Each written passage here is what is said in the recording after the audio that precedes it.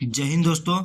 आज हम लोग देखने वाले हैं ज्ञान बिंदु जीएस एकेडमी द्वारा बिहार दरोगा मेंस के लिए जो डबल स्टार टेस्ट सीरीज 2.0 चलाया जा रहा है, उसका आज हम लोग देखने वाले हैं टेस्ट नंबर 2। तो चलिए स्टार्ट करते हैं।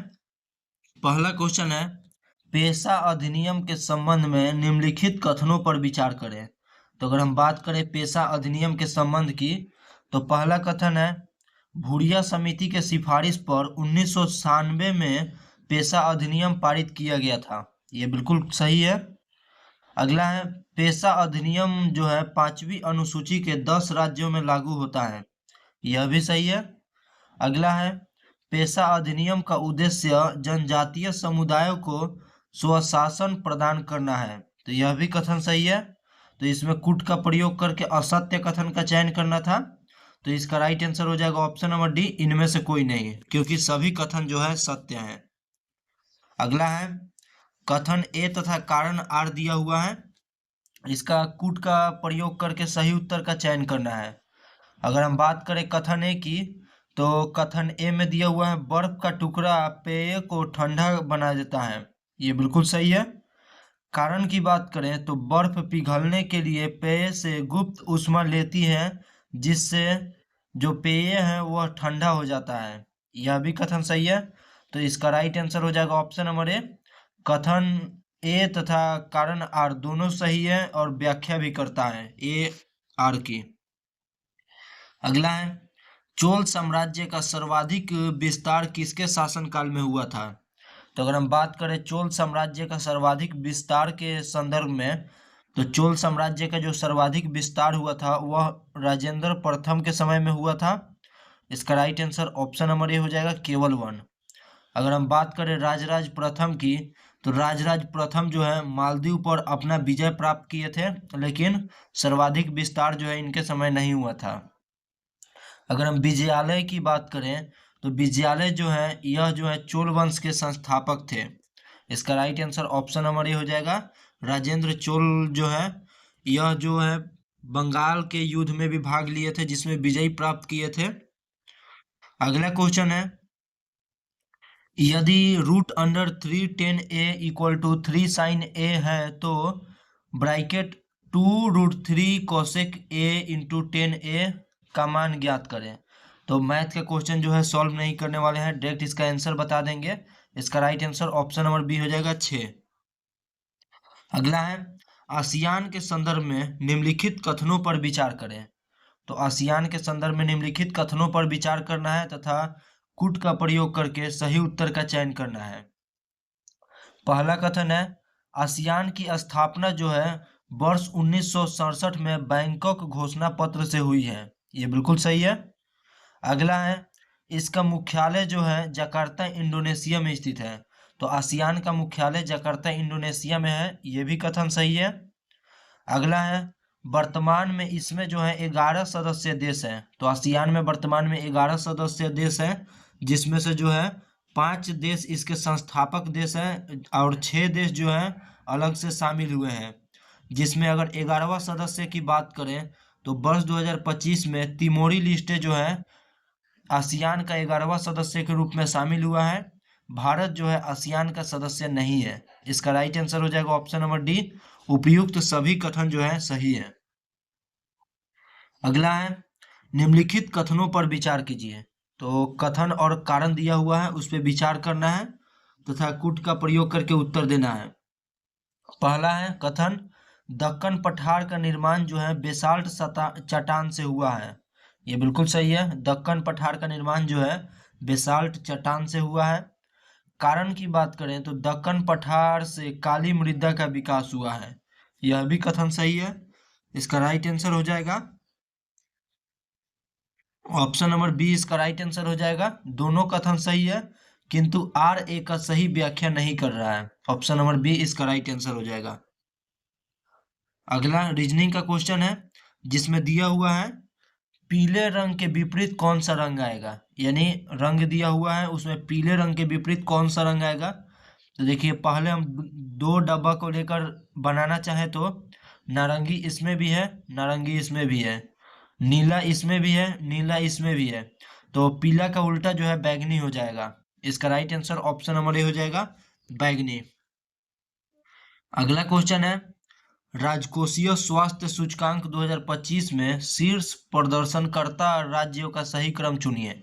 यानी राज्य स्वास्थ्य सूचकांक के संदर्भ में सर्वाधिक प्रदर्शनकर्ता राज्य उससे कम चयन करना है। अगर हम बात करें राजकोषीय स्वास्थ्य सूचकांक की, तो यह नीति आयोग द्वारा जारी किया जाता है।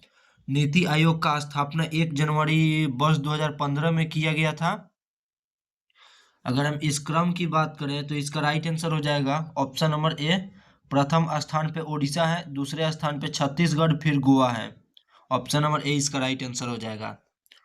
अगला है, फ्रांस के किस शासक के शासनकाल में अमेरिका के 13 उपनिवेश ब्रिटेन से स्वतंत्र हो गए। तो फ्रांस के किस शासक के शासनकाल में अमेरिका के जो 13 उपनिवेश थे वह ब्रिटेन से स्वतंत्र हो गए। तो उस समय जो कार्यकाल था लुई 16वां का कार्यकाल था। अगर हम बात करें लुई 16वां की, तो इनका संबंध जो है बुर्बो वंश से था, जो कि 1774 में राजा के पद पे आसीन हुए थे, फ्रांस के राजा के पद पे। अगर हम बात करें लुई 16वां की, तो इनका एक प्रसिद्ध कथन है जो कि है, मैं ही राज्य हूँ, मेरा शब्द ही कानून है। यह जो है कथन लुई 16वां का सबसे प्रसिद्ध कथन है। अगला है, उस विकल्प का चयन कीजिए जो अलैंगिक प्रजनन से संबंधित स्तंभ 1 स्तंभ 2 सुमेलित को दर्शाता है। यानी एक तरफ स्तंभ 1 दिया हुआ है, दूसरे तरफ स्तंभ 2 दिया हुआ है, जिसमें सही सुमेलित करके उत्तर देना है। तो पहले बात करें लिस्मैनिया। लिस्मैनिया जो है इसका संबंध हो जाएगा द्विखंडन विभाजन से। ईस्ट की बात करें तो ईस्ट हो जाएगा मुकुलन विधि द्वारा विभाजन होता है। अगर हम बात करें प्लाज्मोडियम की, तो इसका विभाजन जो है वह बहुखंडन विधि द्वारा होता है। अगर हम हाइड्रा की बात करें तो हाइड्रा का विभाजन जो है पुनर्जनन के विधि से होता है। इसका राइट आंसर हो जाएगा ऑप्शन नंबर बी, 2 4 3 1। अगला क्वेश्चन है, निम्नलिखित में से कौन सी संख्या जो है 81 से विभाज्य है।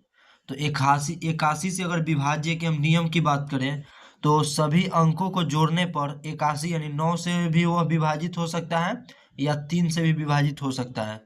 तो ऐसा कौन सा संख्या है जिसको जोड़ने पर जो है 3 या 9 से विभाजित हो सकता है, वो भी 81 से विभाजित हो जाएगा।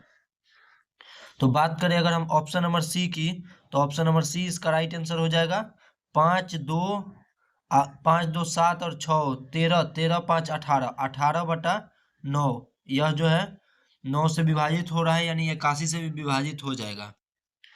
अगला क्वेश्चन है, सूची 1 को सूची 2 के साथ सुमेलित कीजिए तथा कूट का प्रयोग करके उत्तर देना है।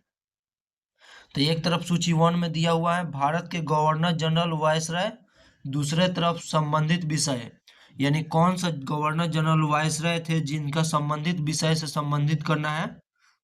तो हम बात करें लॉर्ड एलनबरो की, तो इनका संबंध हो जाएगा भारत में दास प्रथा का अंत जो है लॉर्ड एलनबरो द्वारा किया गया था। अगर हम बात करें लॉर्ड विलियम बेंटिंग की, तो इनके द्वारा विधि आयोग का गठन किया गया था। लॉर्ड मेयो की बात करें तो इनके द्वारा सांख्यिकी सर्वेक्षण विभाग का गठन किया गया था। लॉर्ड लैंसडाउन की बात करें तो इनके द्वारा सम्मत सम्मत आयु विवाह अधिनियम जो है पारित किया गया था। तो इसका राइट आंसर हो जाएगा option number D, 3 4 1 2। Option number D इसका राइट आंसर हो जाएगा। अगला क्वेश्चन है, निम्नलिखित कथनों पर विचार कीजिए तथा उपयुक्त कथनों में से कौन सा सही नहीं है। यानी कथन पर विचार करना है तथा कूट का प्रयोग करके गलत कथन का चयन करना है। तो अगर हम गलत कथन की चयन की बात करें तो पहला कथन है, दक्षिण गंगोत्री जो है अंटार्कटिक में भारत का पहला शोध केंद्र था, जिसे 1985 से 87 में स्थापित किया गया था और यह अब बर्फ में दब गया है। तो पहला कथन जो है गलत हो जाएगा, क्योंकि दक्षिण गंगोत्री अंटार्कटिक में भारत का पहला शोध केंद्र था, ये तो सही है। लेकिन इसका स्थापना की बात करें तो इसका स्थापना वर्ष 1983 से 84 के मध्य किया गया था, न कि 85 और 87 में। दूसरा कथन है, हिमाद्री जो है नॉर्वे के पास अंटार्कटिक क्षेत्र में स्थित और यह भारत का आर्कटिक अनुसंधान केंद्र है। तो ये बिल्कुल सही है। अगला है केंद्रीय नमक और समुद्री रासायनिक अनुसंधान संस्थान की बात करें तो महाराष्ट्र में स्थित है, जो समुद्री रसायन और नमक से संबंधित शोध करता है।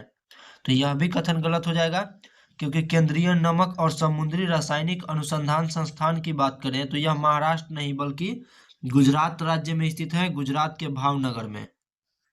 तो इसका राइट आंसर की बात करें तो इसका राइट आंसर हो जाएगा ऑप्शन नंबर ए। 1 और 3 जो है कथन गलत है, केवल 2 सही है। अगला है अनुच्छेद 368 के तहत संविधान संशोधन के संबंध में निम्नलिखित कथनों पर विचार कीजिए। तो भारतीय संविधान में जो संशोधन की प्रक्रिया है वह अनुच्छेद 368 के तहत किया जाता है। इसके संदर्भ में अगर कथन की बात करें तथा असत्य कथन का चयन करना है तो पहला है अनुच्छेद 368 दो प्रकार से संविधान संशोधन की व्यवस्था करता है, ये बिल्कुल सही है। अगला है 24वां संविधान संशोधन अधिनियम जो वर्ष 1971 ने राष्ट्रपति के लिए संविधान संशोधन विधेयक पर सहमति के लिए बाध्य बनाता है, ये बिल्कुल सही है। 24वां संविधान संशोधन से जो है इस समय यह निश्चित कर दिया गया कि संविधान संशोधन विधेयक पर सहमति के लिए राष्ट्रपति बाध्य होंगे। अगला है दोनों सदनों में गतिरोध होने पर दोनों सदनों की संयुक्त बैठक में संविधान संशोधन विधेयक को पास किया जा सकता है। तो यही कथन गलत हो जाएगा, क्योंकि संविधान संशोधन विधेयक पर किसी भी प्रकार से जो है संयुक्त बैठक का आयोजन नहीं किया जा सकता। इसका right answer option number C हो जाएगा, केवल 3 जो है गलत है। अगला क्वेश्चन है निम्नलिखित कथनों पर विचार कीजिए तथा कूट का प्रयोग करके उत्तर देना है। तो अगर हम कथनों की बात करें तो पहला कथन है हेनसांग जो है भारत आने वाला प्रथम चीनी यात्री था जो हर्ष के शासनकाल के दौरान भारत आया था। तो यह कथन की बात करें तो यह कथन गलत हो जाएगा, क्योंकि हेनसांग जो है भारत आने वाला प्रथम चीनी यात्री नहीं था। अगर हम भारत आने वाले प्रथम चीनी यात्री की बात करें तो फाहियान भारत आने वाले प्रथम चीनी यात्री हैं, जो कि चंद्रगुप्त द्वितीय यानी विक्रम आदित्य के कार्यकाल के दौरान भारत की यात्रा किए थे। अगला कथन है सुलेमान अरबी लेखक था जो अमोघ वर्ष प्रथम के शासनकाल के दौरान भारत आया था, यह कथन सही है। अगला है चीनी यात्री अगर संयुगन की बात करें, संयुगन ने भारत की यात्रा 510 ईस्वी से 515 ईस्वी के बीच किया था।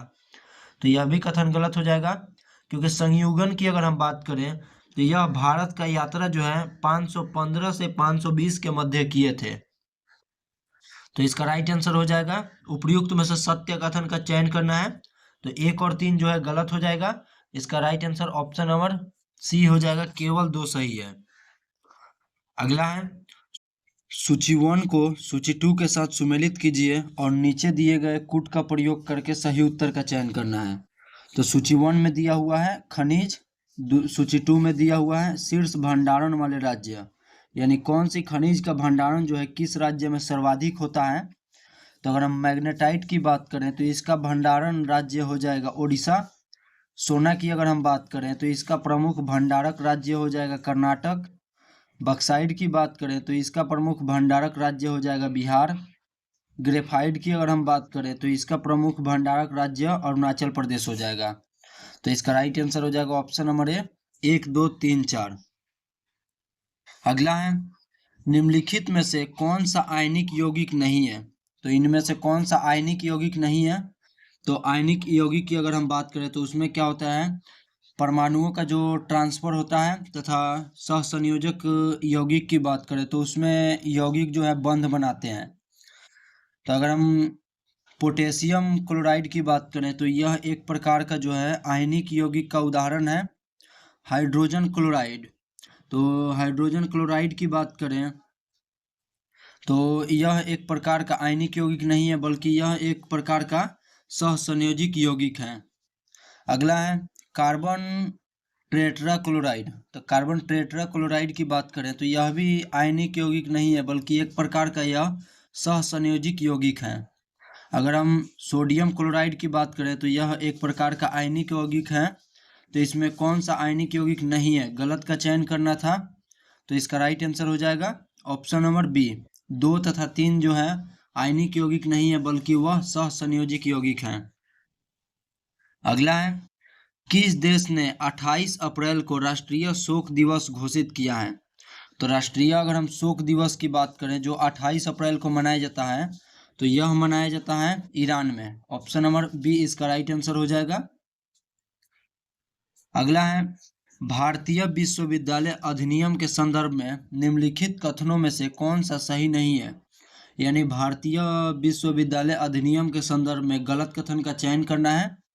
पहला है, 1902 में थॉमस रायले की अध्यक्षता में विश्वविद्यालय अधिनियम आयोग का गठन किया गया था। ये बिल्कुल सही है। दादा भाई नौरोजी ने इसे राष्ट्रीय शिक्षा को पीछे छोड़े की ओर ले जाने वाला अधिनियम कहा था। तो यह गलत हो जाएगा।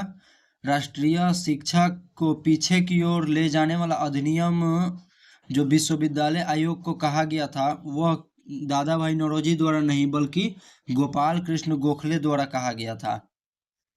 अगला है, इसके तहत प्राइवेट कॉलेज पर सरकारी नियंत्रण कठोर हो गया। यह बिल्कुल सही है। 1904 की बात करें तो 1904 में भारतीय विश्वविद्यालय अधिनियम पारित किया गया है। यह भी सही है। तो इसका राइट आंसर हो जाएगा ऑप्शन नंबर बी, जो कि गलत है। अगला है, अग्नाशय रस का कार्य निम्नलिखित में से कौन सा है? तो अगर अग्नाशय रस का मुख्य कार्य की अगर हम बात करें तो यह हो जाएगा ट्रिप्सिन प्रोटीन को पचा देता है और लाइपेज पायसिनभूत वसाओं को भी पचा देता है। यह इसका अग्नाशय रस का यह मुख्य 2 कार्य है। अग्नाशय रस की बात करें तो इसका जो अम्लीय क्षमता होता है वो 2 होता है। अगला है, विषम अक्षर समूह का चयन करें। यानी रीजनिंग का क्वेश्चन दिया हुआ है, इसमें से निम्नलिखित में से कोई 3 एक प्रकार का है तथा एक जो है विषम है। इसमें से विषम कथन का चयन करना है। तो अगर हम विषम की बात करें तो यहाँ देखते हैं आर एम के बीच कितना का अंतर है, 3 का, +3 का।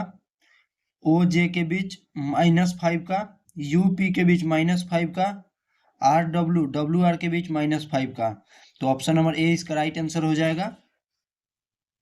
अगला क्वेश्चन है, निम्नलिखित में से कौन सा युग्म सही सुमेलित नहीं है? यानी गलत सुमेलित का चयन करना है। एक तरफ दिया हुआ है शेयर बाजार, दूसरे तरफ संबंधित देश। यानी किस देश का कौन सा शेयर बाजार है, उसमें संबंधित जो है कौन सा गलत है। तो अगर हम बात करें डो जोन्स शेयर बाजार की तो यह न्यूयॉर्क यूएसए का शेयर बाजार है। ये बिल्कुल सही है। अगला है, हैंगसेंग शेयर बाजार की बात करें तो यह हांगकांग का शेयर बाजार है। यह भी सही है। फ्रैंकफर्ट की बात करें तो यह ऑस्ट्रेलिया का शेयर बाजार है। यह गलत हो जाएगा, क्योंकि अगर हम फ्रैंकफर्ट शेयर बाजार की बात करें तो यह ऑस्ट्रेलिया नहीं बल्कि जर्मनी का जो है शेयर बाजार है। अगला है, वार्सा जो है पोलैंड का शेयर बाजार है। यह भी सही है। इसका right answer option number C हो जाएगा। अगला क्वेश्चन है, सदिश तथा अदिश राशियों के बारे में नीचे दिए गए कथनों पर विचार करें। तो सदिश तथा अदिश राशि की अगर हम बात करें तो पहला कथन है, सदिश राशि में दिशा होती है परंतु परिणाम नहीं होती है। तो ये गलत हो जाएगा, क्योंकि सदिश राशि की अगर हम बात करें तो उसमें दिशा तथा परिणाम दोनों होती हैं, जैसे कि वेग, बल, विस्थापन। अगर हम अदिश राशि की बात करें तो अदिश राशि में दिशा और परिणाम दोनों होती है। तो ये गलत हो जाएगा। अदिश राशि में केवल परिणाम होती है, दिशा नहीं होती है। अगला है, विद्युत क्षेत्र सदिश राशि है जबकि विद्युत धारा अदिश राशि है। ये कथन सही है। इसमें से उपयुक्त में से कौन सा कथन सत्य है? सत्य कथन का पहचान करना है। तो इसका right answer option number C हो जाएगा, केवल 3। अगला है, तारीख उल हिंद पुस्तक के रचयिता कौन है? तो तारीख उल हिंद पुस्तक के रचयिता की अगर हम बात करें तो यह हो जाएंगे अलबरूनी। ऑप्शन नंबर ए इसका राइट आंसर हो जाएगा। अगला है, निम्नलिखित में से किसे शांति का नोबेल पुरस्कार 2025 से सम्मानित किया गया है? तो शांति का नोबेल पुरस्कार 2025 से सम्मानित व्यक्ति की बात करें तो यह हो जाएंगी मारिया कोरिना मचाडो, जो कि वेनेजुएला की विपक्ष के नेता थी। अगला है ऑक्सीकरण अभिक्रिया के बारे में इनमें से कौन सा कथन सत्य है। तो ऑक्सीकरण अभिक्रिया के संदर्भ में सत्य कथन की अगर हम पहचान करें तो इसका राइट आंसर होगा ऑक्सीकरण। ऑक्सीकरण ऑक्सीजन ग्रहण करने या हाइड्रोजन त्याग करने की एक प्रकार की प्रक्रिया है, जिसमें ऑक्सीजन जो है ग्रहण करता है तथा हाइड्रोजन त्याग करता है, उसको ऑक्सीकरण कहा जाता है। अगला है भारतीय संविधान के अनुच्छेद 2 के तहत संसद को प्रदत्त शक्ति के संबंध में निम्नलिखित में से कौन सा कथन असत्य है। यानी भारतीय संविधान के आर्टिकल 2 की अगर हम बात करें तो उसमें कौन सा इनमें से शक्ति नहीं है, उसका जिक्र करना है। तो पहला है संसद संघ भारत संघ में नए राज्य को शामिल कर सकती है, ये बिल्कुल सही है, यह आर्टिकल 2 से संबंधित है। संसद नए राज्यों की स्थापना कर सकती है, यह भी सही है। संसद द्वारा बनाए गए नवनिर्मित राज्य संविधान संबंधित कानून को संविधान के अनुच्छेद 268 के तहत संवैधानिक संशोधन नहीं माना जाएगा, तो यह भी कथन सही है।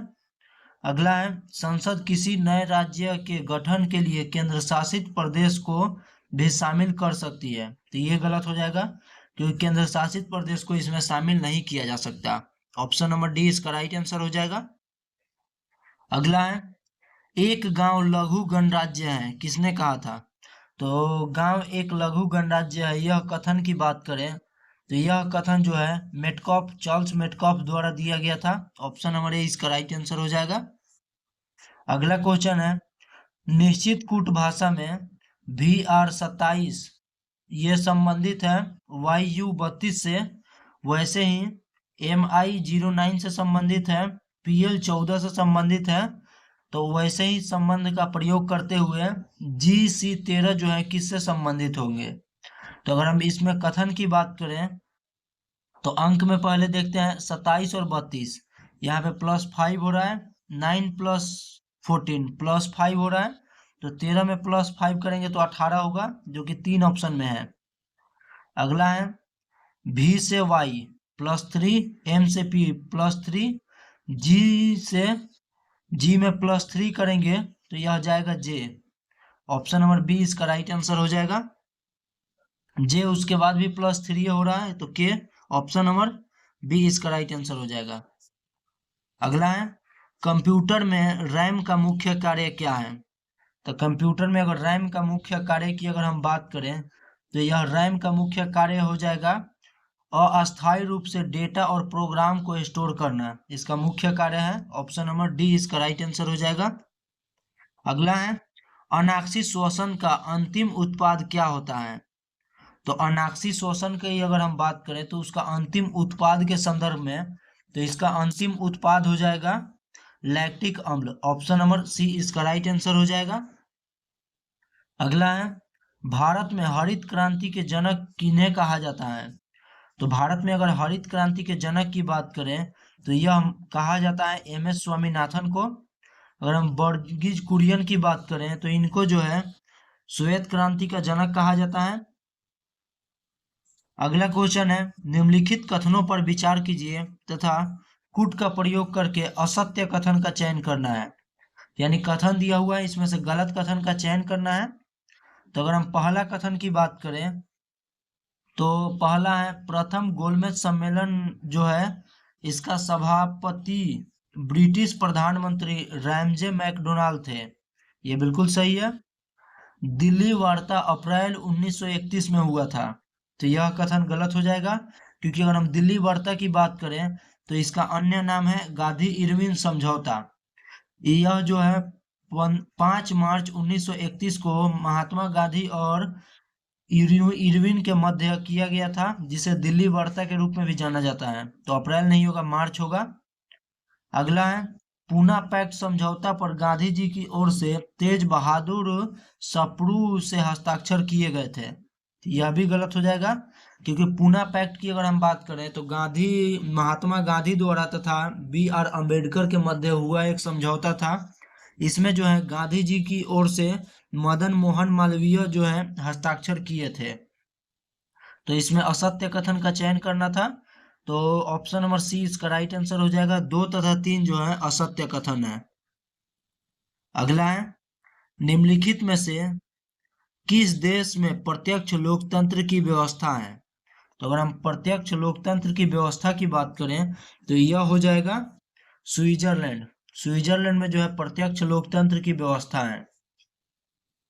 अगला क्वेश्चन है, 5 ठोस घन जिनमें से प्रत्येक का आयतन जो है वह 1,09,41,48 सेंटीमीटर क्यूब है को एक साथ जोड़कर एक घनाभ बनाया जाता है। घनाभ का पार्श्व पृष्ठीय क्षेत्रफल कितना होगा? तो यह मैथ का क्वेश्चन है। इसका राइट आंसर हो जाएगा ऑप्शन नंबर डी, 5,91,408।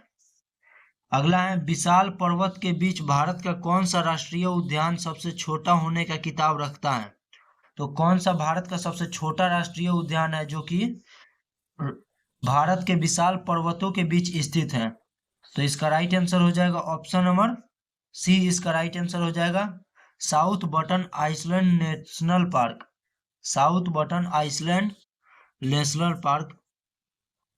अगला है, एक सामाजिक वर्ग उन व्यक्तियों का योग है जिनकी आवश्यकता रूप से एक समाज विशेष में एक सी सामाजिक स्थिति यह परिभाषा दी गई है। तो यह किसको दिया गया है, किसके द्वारा? तो इसका राइट आंसर हो जाएगा ऑप्शन नंबर सी, आगबर्न व निमकॉफ ने यह परिभाषा दिया था। अगला है, निम्नलिखित में से घर्षण बल के बारे में सही नहीं है, यानी कौन सा गलत कथन है घर्षण बल के बारे में? तो अगर हम बात करें, वह घर्षण बल जो किसी सतह पर चलने का कार्य करता है स्लाइडिंग घर्षण कहलाता है। ये बिल्कुल सही है। घर्षण वह बल है जो संपर्क में दो सतहों के सापेक्ष गति का विरोध करता है। यह भी सही है। मशीनों में घर्षण ऊर्जा का अपव्यय और टूट फूट के कारण होता है। यह भी सही है। रोलिंग घर्षण जो है स्लाइडिंग घर्षण की तुलना में अधिक होता है और यह मशीनों में बॉल बेयरिंग से घर्षण कम होता है। तो ये गलत हो जाएगा, क्योंकि जो है इसमें जो है बॉल बेयरिंग नहीं बल्कि घर्षण जो है यहाँ कम होता है, अधिक नहीं कम होता है।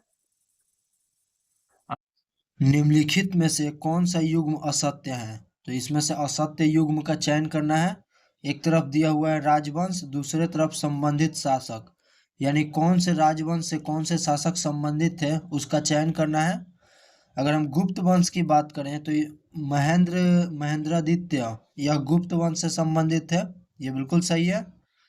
महिपाल प्रथम की अगर हम बात करें तो इनका संबंध जो है पाल वंश से था। यह भी कथन सही है। यशोवर्मन का संबंध चौहान वंश से था। ये गलत हो जाएगा, क्योंकि अगर हम बात करें यशोवर्मन की तो इनका संबंध जो है यह चंदेल वंश से था। आगे है लक्ष्मण सेन। लक्ष्मण सेन का संबंध की बात करें तो इनका संबंध जो है सेन वंश से था। तो ये भी सही है। इसका right answer option number C हो जाएगा। यशोवर्मन का संबंध जो है चंदेल वंश से था। अगला है, कल्पना और सुधा ने एक ही परीक्षा में क्रमशः 621 और 522 अंक प्राप्त किए हैं। यदि कल्पना ने 69% अंक प्राप्त किए हैं तो सुधा द्वारा प्राप्त किए गए अंकों का प्रतिशत क्या है? तो कल्पना द्वारा जो है 621 अंक प्राप्त किया गया है तथा सुधा द्वारा 522 अंक प्राप्त किया गया है। तो इसका प्रतिशत निकालने के लिए 69 डिवाइडेड बाई 621 इंटू 522, इसको अगर काटेंगे तो इसका राइट आंसर आ जाएगा 58%।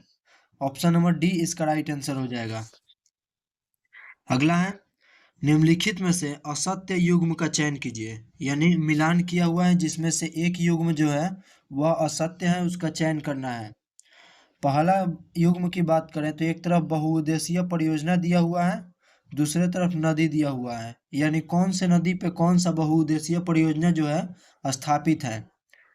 तो अगर हम बहुउद्देशीय परियोजना की बात करें तो पंचपाद परियोजना का संबंध जो है गोदावरी नदी से है। ये बिल्कुल सही है।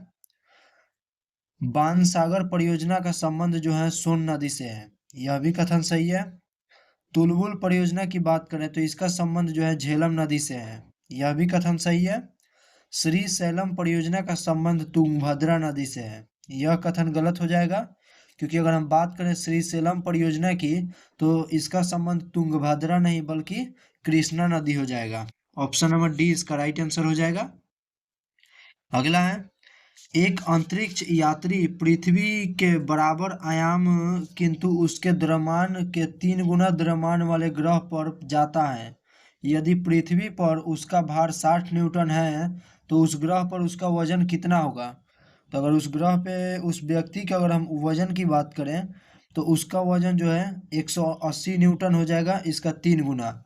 इसका फॉर्मूला होता है W = m into G M/r²। अगला है, मांग के नियम के अनुसार वस्तु की कीमत और उसकी मांग के बीच कैसा संबंध है। तो मांग के नियम के अनुसार की बात करें तो वस्तु की कीमत और उसके मांग के बीच जो है विपरीत संबंध होता है।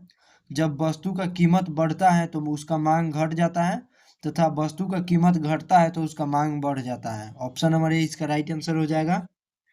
अगला है, भारत में न्यायिक पुनरीक्षण का निम्न में से कौन सा सटीक अर्थ है।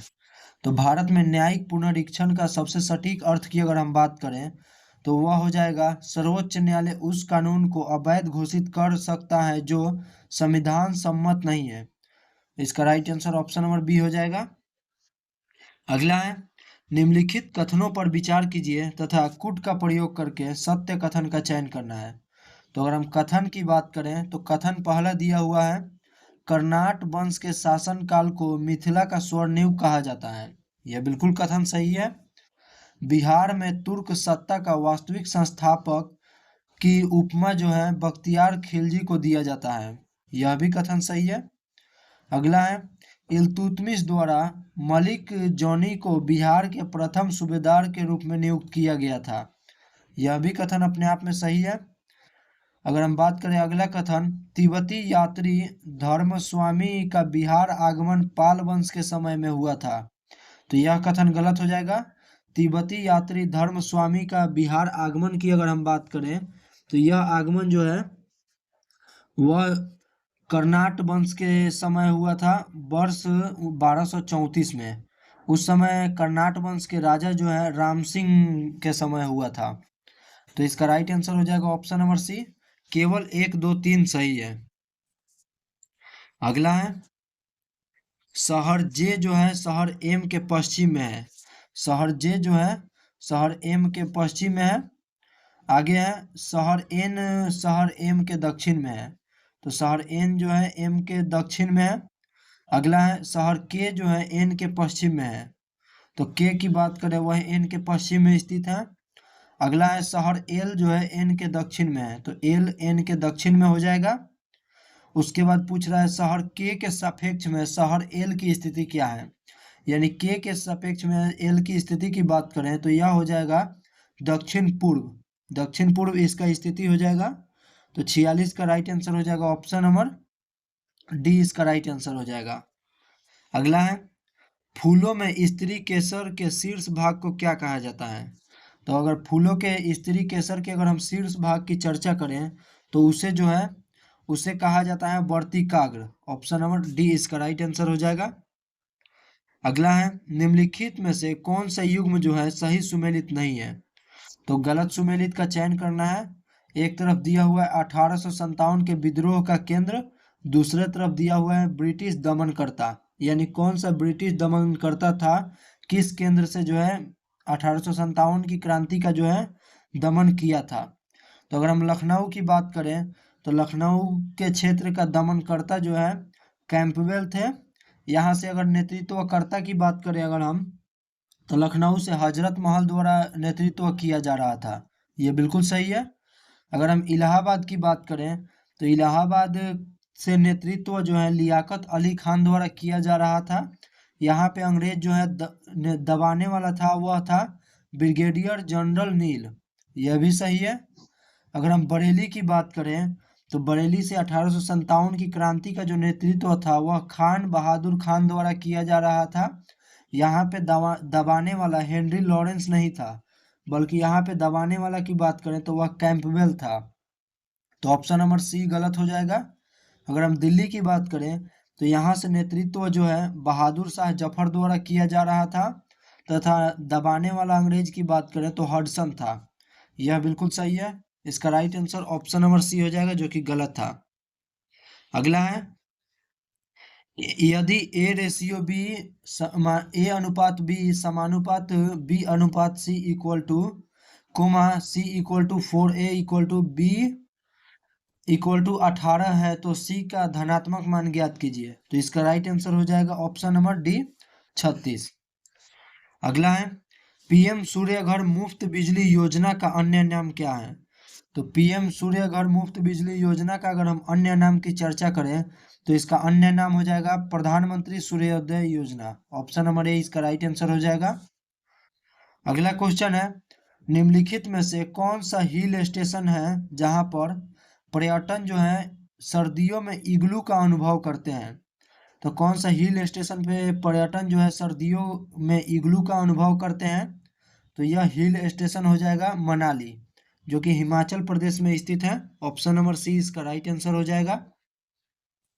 अगला है, सूची 1 को सूची 2 के साथ सुमेलित कीजिए तथा कूट का प्रयोग करके उत्तर देना है। एक तरफ सूची 1 दिया हुआ है, दूसरे तरफ सूची 2 दिया हुआ है। अगर हम बात करें सूची 1 तथा सूची 2 के सुमेलित की, तो पहला भूकंप है। भूकंप का संबंध हो जाएगा सिस्मोग्राफ से भूकंप को मापा जाता है। अगर हम ऊंचाई की बात करें तो ऊंचाई को मापा जाता है अल्टीमीटर से। विद्युत धारा की बात करें तो इसको मापा जाता है ए मीटर से। अगर हम प्रतिरोध की बात करें तो उसको ओम से नापा जाता है। तो इसका राइट आंसर हो जाएगा 2 3 1 4। ऑप्शन नंबर बी इसका राइट आंसर हो जाएगा। अगला क्वेश्चन है, भारतीय संविधान में कौन सा अनुच्छेद जो है सहकारी समितियों के उन्नयन से संबंधित है? तो भारतीय संविधान का अनुच्छेद की बात कर रहा है जो सहकारी समितियों के उन्नयन से संबंधित है, तो वह अनुच्छेद हो जाएगा अनुच्छेद 43 के क। ऑप्शन नंबर बी इसका राइट आंसर हो जाएगा। अगला क्वेश्चन है, महेश एक बैंक से जो है 3100 रुपया निकालता है, उसे रुपया 50 और रुपया 100 के मूल्य वर्ग के कुल 34 नोट मिलते हैं, उसे मिले 50 के नोटों की संख्या कितनी है? तो 3100 रुपया में जो है 100 और 50 के नोट मिलता है, जो कि कुल नोटों की संख्या 34 है, जिसमें 50 के अगर हम नोट की बात करें तो यह 50 का नोट हो जाएगा 6 नोट हो जाएगा, जो कि 300। बाकी 2800 वह जो है 100 का नोट हो जाएगा 28। अगला क्वेश्चन है, काली मृदा के संबंध में असत्य कथन को चुने। तो अगर हम काली मृदा के संबंध में असत्य कथन की बात करें तो पहला कथन की ओर देखें तो पहला है, इसे रेंगून मृदा भी कहा जाता है। ये बिल्कुल सही है। यह मुख्यतः दक्कन के पठार के उत्तर पश्चिमी भाग में पाया जाता है। यह भी कथन सही है। इसी नमी धारण करने की क्षमता कम होती है, तो ये गलत हो जाएगा, क्योंकि अगर हम काली मृदा के संबंध में बात करें तो उसका नमी धारण करने का जो क्षमता होता है वह बहुत अधिक होता है। अगला है, ये मृदाएं कैल्शियम कार्बोनेट मैग्नीशियम और पोटेशियम और चूने से परिपूर्ण होते हैं। यह भी कथन सही है। इसका राइट आंसर हो जाएगा ऑप्शन नंबर डी सी, जो कि गलत है। अगला क्वेश्चन है, कीर्तजानुमियन के लेखक कौन है? किरात जूनिमियन के लेखक कौन? लेखक जो है भारवी किसके दरबार में रहते थे? किरात जूनियम के लेखक भारवी जो है किसके दरबार में रहते थे? तो भारवी की अगर हम बात करें तो यह हो जाएगा सिंह विष्णु के दरबार में रहते थे। ऑप्शन नंबर ए इसका राइट आंसर हो जाएगा। अगला है, निम्नलिखित में से युग्म गलत का चयन करना है। गलत युग्म का चयन करना है। तो बात करें अगर युग्म की तो राजस्व घाटा इक्वल टू राजस्व व्यय माइनस राजस्व प्राप्ति होता है। ये बिल्कुल सही है। अगला है, प्रभावी राजस्व घाटा। प्रभावी राजस्व घाटा की बात करें तो इसके बराबर होता है राजस्व घाटा माइनस पूंजीगत संपत्तियों के सृजन हेतु अनुदान। यह भी सही है। अगर हम राजकोषीय घाटा की बात करें तो यह जो कथन गलत है, इसका जो है रियल आंसर होगा राजकोषीय घाटा इक्वल टू कुल आय, जिसमें जो है राजस्व प्लस पूंजीगत होगा, माइनस उधार को छोड़कर कुल प्राप्ति, यानी राजस्व प्लस पूंजीगत। तो ऑप्शन नंबर सी इसका राइट आंसर हो जाएगा, जो कि गलत है। बाकी अगर हम प्राथमिक घाटा की बात करें तो प्राथमिक घाटा इक्वल टू राजकोषीय घाटा माइनस ब्याज भुगतान होता है।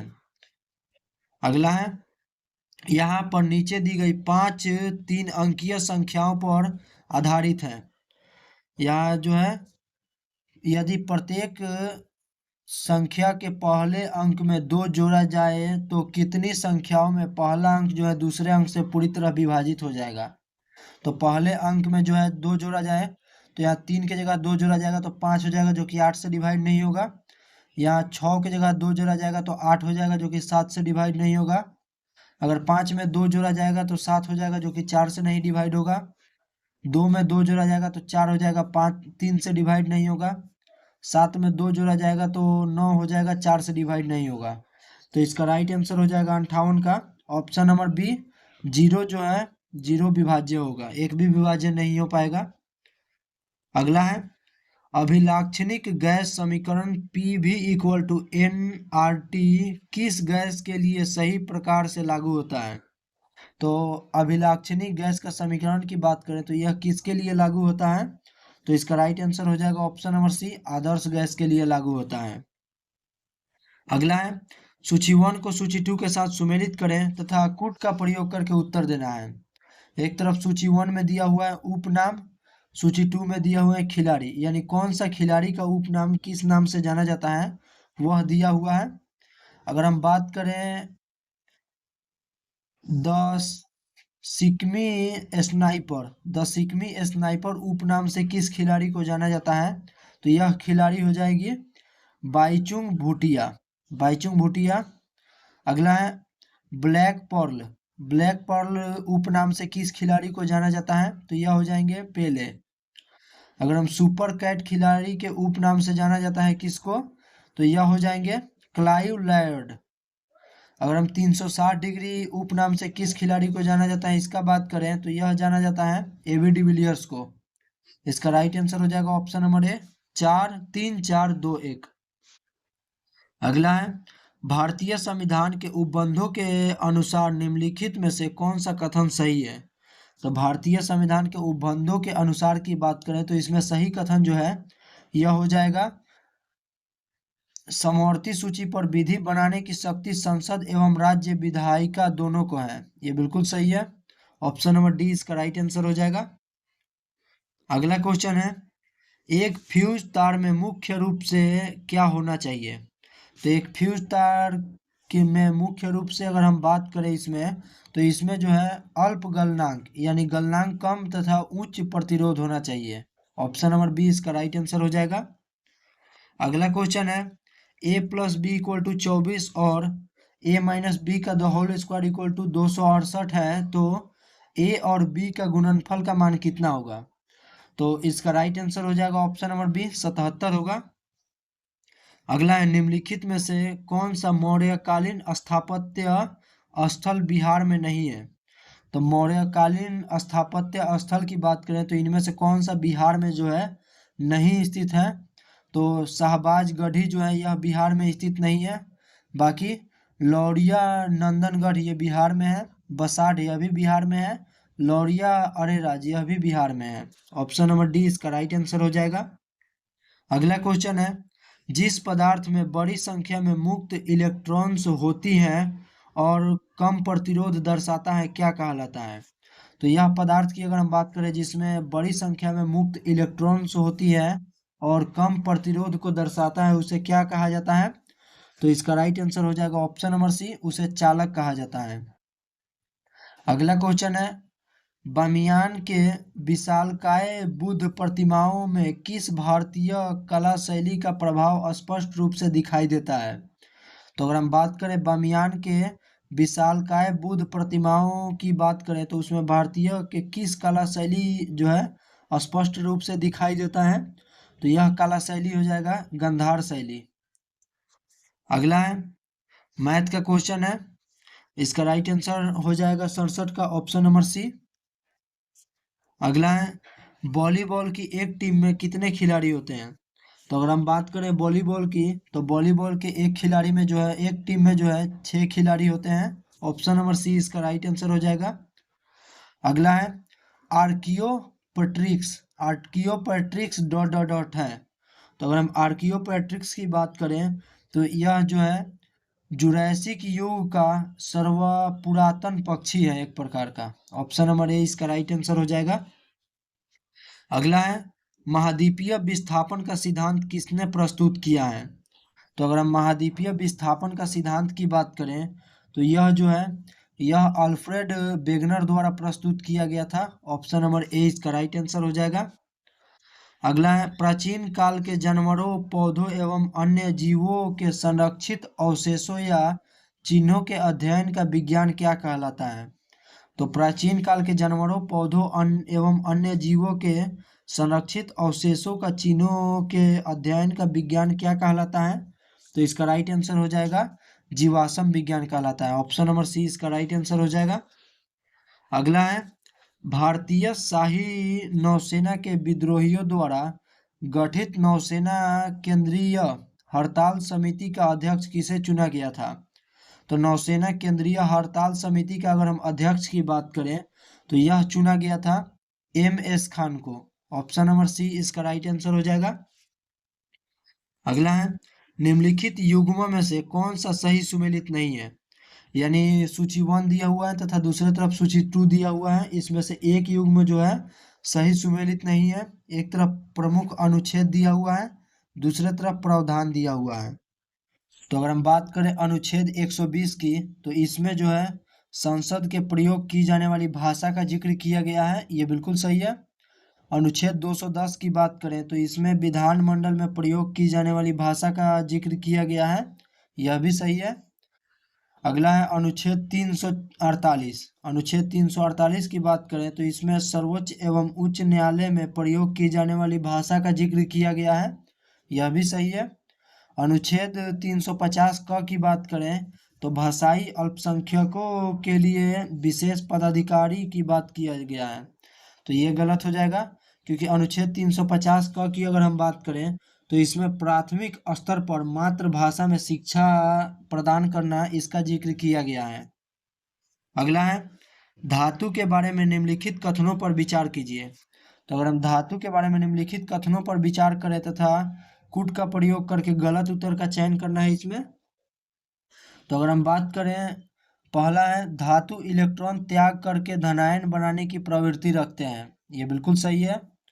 अगला है सबसे भारी धातु जो है लिथियम है, तो ये गलत हो जाएगा क्योंकि अगर हम लिथियम की बात करें तो यह सबसे भारी नहीं बल्कि सबसे हल्की धातु है तथा सबसे भारी धातु की बात करें तो वह हो जाएगा ऑस्मियम।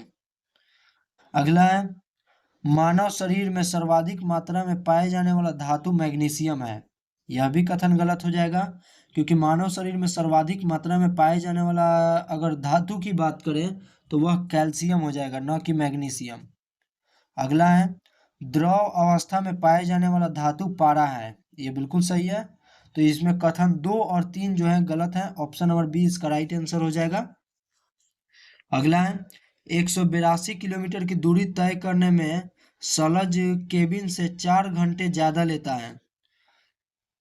अगर सलज अपनी गति दोगुनी कर दे तो उसे केबिन से 7 घंटे कम लगेगा। सलज की गति ज्ञात करें। तो सलज की गति की अगर हम बात करें तो यह गति हो जाएगा 7 किलोमीटर प्रति आवर। अगला है केंद्रीय सतर्कता आयोग के अध्यक्ष एवं सदस्य की कार्यकाल कितना होता है। तो केंद्रीय सतर्कता आयोग के अध्यक्ष एवं सदस्यों का कार्यकाल की बात करें तो इनका कार्यकाल जो होता है वह 4 वर्ष या 65 वर्ष, जो पहले पूर्ण जाए यह इनका कार्यकाल माना जाएगा। अगला क्वेश्चन है सरलीकरण करें तो इसका राइट आंसर हो जाएगा 77 का ऑप्शन नंबर सी -62x + 90। अगला है नाभिकीय रिएक्टर और परमाणु बम में यह अंतर है कि इन दोनों में नाभिकीय रिएक्टर एवं परमाणु बम में क्या अंतर है, मतलब अंतर बताना है। तो इसमें जो है नाभिकीय रिएक्टर में श्रृंखला अभिक्रिया नियंत्रित होती है। ऑप्शन नंबर बी इसका राइट आंसर हो जाएगा। अगला है भारत में जैविक कृषि को बढ़ावा देने हेतु राष्ट्रीय जैविक खेती परियोजना कब प्रारंभ की गई थी। तो भारत में जैविक कृषि को बढ़ावा देने के लिए राष्ट्रीय जैविक खेती परियोजना जो है यह जो प्रारंभ किया गया था वर्ष 2004 में। ऑप्शन नंबर सी इसका राइट आंसर हो जाएगा।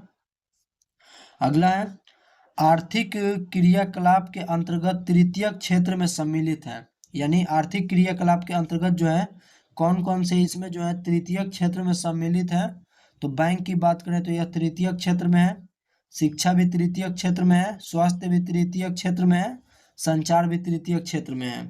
तो इसका राइट आंसर हो जाएगा ऑप्शन नंबर डी इसका राइट आंसर हो जाएगा। अगला है, हरी घास पत्तियां आदि में कौन सा अम्ल पाया जाता है। तो हरी घास पत्तियां आदि की बात करें तो इसमें कौन सा अम्ल पाया जाता है। तो इसमें जो है ऑक्जेलिक अम्ल पाया जाता है। ऑप्शन नंबर बी इसका राइट आंसर हो जाएगा। अगला है, समुच्चय का चयन करें जिसमें संख्याएं उसी प्रकार से संबंधित हैं जैसे निम्नलिखित समुच्चय की संख्याएं हैं। तो यहाँ पे रीजनिंग का क्वेश्चन है, इससे संबंधित जो है अगर हम बात करें तो इसमें कोई कथन दिख रहा है 49 में 13 जोड़ा जाएगा तो 62 होगा, 62 में 13 जोड़ा जाएगा तो 75 होगा, 35 में 13 प्लस 48, 48 में 13 प्लस 61। तो ऐसा और कथन किस में चल रहा है। तो अगर हम देखें यहाँ पे 7 ऐड हो रहा है, यहाँ पे 12 ऐड हो रहा है, यहाँ की बात करें तो यहाँ पे 11 ऐड हो रहा है, यहाँ पे 13 ऐड हो रहा है, यहाँ 13। ऑप्शन नंबर सी इसका राइट आंसर हो जाएगा। अगला है, सूची 1 को सूची 2 के साथ सुमेलित करें तथा कूट का प्रयोग करके उत्तर देना है। तो सूची 1 की बात करें सूची 2 की तो 101वां संविधान संशोधन यह जो है 2015 में हुआ था, जो कि वस्तु एवं सेवा कर से संबंधित था। अगर हम बात करें 102वां संविधान संशोधन 2018 की तो इसका संबंध हो जाएगा राष्ट्रीय पिछड़ा वर्ग आयोग को संवैधानिक दर्जा दिलाने से। 103वां संविधान संशोधन 2019 की बात करें तो इसका जो संबंध हो जाएगा यह हो जाएगा आर्थिक रूप से पिछड़े वर्ग को आरक्षण दिलाने से। अगर 106वां संविधान संशोधन 2023 की बात करें तो इसका संबंध हो जाएगा विधायिका में महिलाओं को 1/3 आरक्षण देने से। तो इसका राइट आंसर होगा B C D A, B C D A, B C D A. Option number B इसका राइट आंसर हो जाएगा। अगला है, इनमें से कौन सा कार्य राइबोसोम का नहीं है। तो कार्य की बात कर रहा है, इनमें से कौन सा कार्य है जो राइबोसोम का नहीं है। तो पहला कार्य की बात करें तो प्रोटीन अणुओं के निर्माण में सहायक होता है, ये बिल्कुल सही है। यह एंजाइम के निर्माण में सहायक होता है। तो यह कार्य जो है राइबोसोम का यह भी है। यह सभी हार्मोन के निर्माण में सहायक होता है। तो यह गलत हो जाएगा, क्योंकि अगर हम राइबोसोम की बात करें तो सभी नहीं बल्कि कुछ ही प्रकार के जो है हार्मोन में सहायक होता है निर्माण में। अगला है, यह मंड स्टार्च अणुओं के निर्माण में सहायक होता है। तो यह भी गलत हो जाएगा, क्योंकि यह मंड निर्माण में प्लास्टिक का कार्य करता है, न कि मंड निर्माण में जो है प्लास्टिड कार्य करता है, न कि राइबोसोम।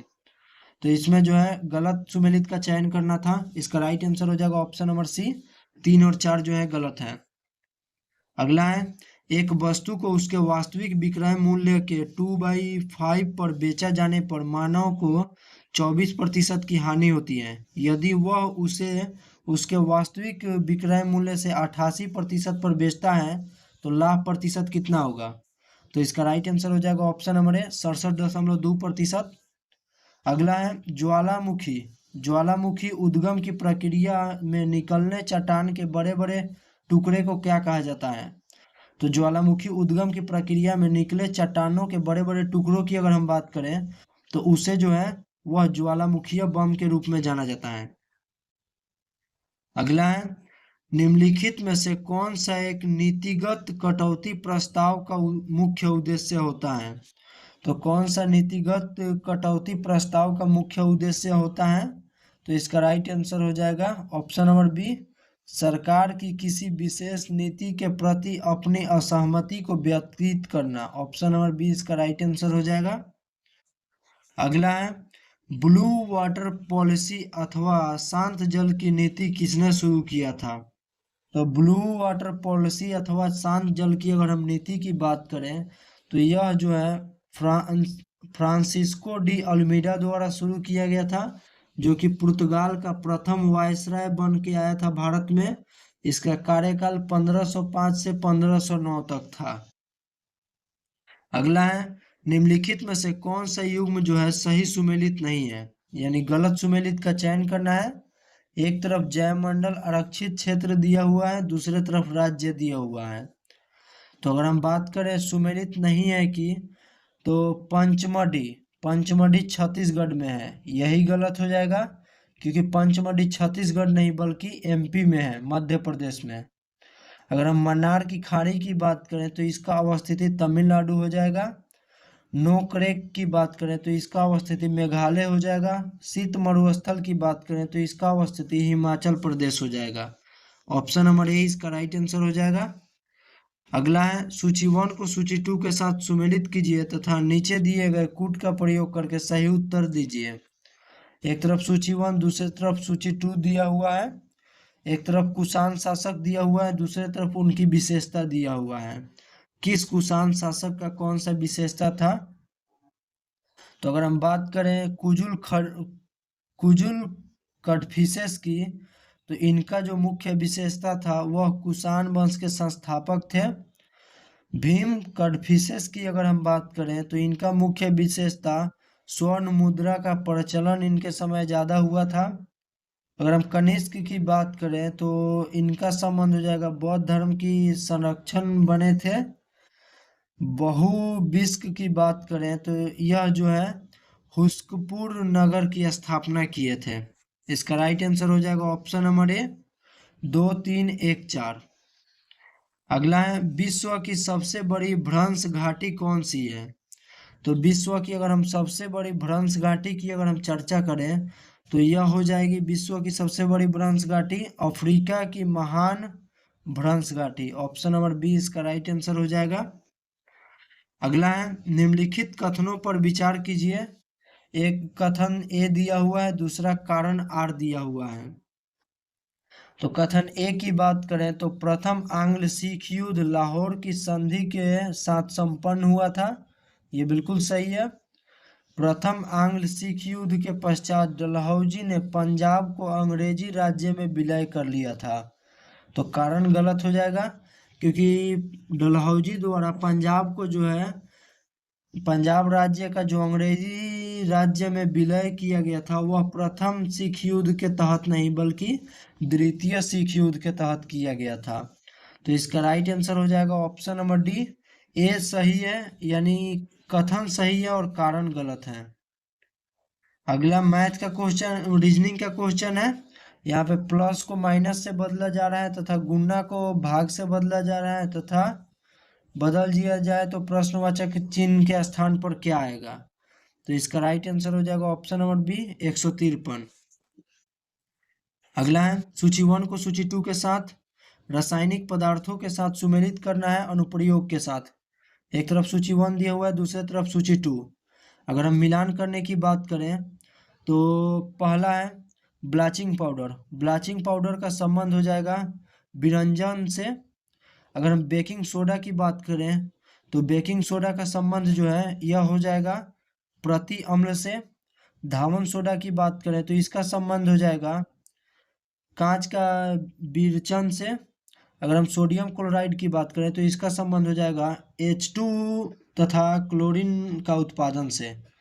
इसका राइट आंसर हो जाएगा ऑप्शन नंबर बी, 3, 4, 1, 2। अगला 95 नंबर जो है मैथ का क्वेश्चन है, इसका राइट आंसर हो जाएगा 95 का ऑप्शन नंबर डी, 28। अगला है, निम्नलिखित कथनों पर विचार कीजिए। निम्नलिखित कथनों पर विचार कीजिए। कथन ए दिया हुआ है तथा कारण आर दिया हुआ है। कथन ए की बात करें तो 3 जुलाई को अपसौर की घटना होती है, ये बिल्कुल सही है। कारण आर की बात करें तो अपसौर की स्थिति में पृथ्वी जो है सूर्य से अधिक दूरी पर होता है, यह भी सही है। देखिए दोनों सही है लेकिन व्याख्या नहीं कर रहा है, तो इसका right answer option number B हो जाएगा। दोनों सही है लेकिन आर ए का सही व्याख्या नहीं है।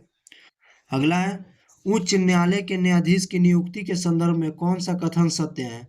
तो उच्च न्यायालय के न्यायाधीश के नियुक्ति के संदर्भ में अगर हम सही कथन की चर्चा करें तो यह हो जाएगा राष्ट्रपति संबंधित राज्य के राज्यपाल के परामर्श करने के बाद उच्च न्यायालय के न्यायाधीशों की नियुक्ति किया जाता है, ये बिल्कुल सही है, ऑप्शन नंबर बी इसका राइट आंसर हो जाएगा। अगला है, स्वामी विवेकानंद को आधुनिक राष्ट्रीय आंदोलन का अत्याधुनिक पिता किसने कहा था? तो स्वामी विवेकानंद को यह उपाधि किसने दिया था? तो इसका राइट आंसर हो जाएगा option number A, Subhash Chandra Bose द्वारा दिया गया था। अगला है डॉट डॉट डॉट ऊतक में कोशिकाएं जीवित, लंबी और कोनों पर अनियमित रूप से मोटी होती हैं। तो किस प्रकार के ऊतक में जो है कोशिकाएं जो है जीवित, लंबी और कोनों पर अनियमित रूप से मोटी होती हैं? तो यह इसका राइट आंसर हो जाएगा ऑप्शन नंबर सी, कोलेनकाइमा प्रकार की ऊतक में। अगला है दी गई श्रेणी में प्रश्नवाचक चिन्ह के स्थान पर क्या आना चाहिए? तो रीजनिंग का सवाल है, इसमें प्रश्नवाचक चिन्ह के स्थान की बात करें तो इसमें देखिए जो गैप है वह यहाँ पे 6 का स्क्वायर का गैप है, यहाँ 5 का स्क्वायर का गैप है, यहाँ 4 का स्क्वायर का गैप है, यहाँ 3 का स्क्वायर का गैप है, अगला होगा 2 का स्क्वायर का गैप। यानी 2 का स्क्वायर के गैप की बात करें तो 92 में से 4 गया तो 88 हो जाएगा। ऑप्शन नंबर डी इसका राइट आंसर हो जाएगा। तो जय हिंद दोस्तों, मिलते हैं लोग अगले सेट में, तब तक के लिए जय हिंद।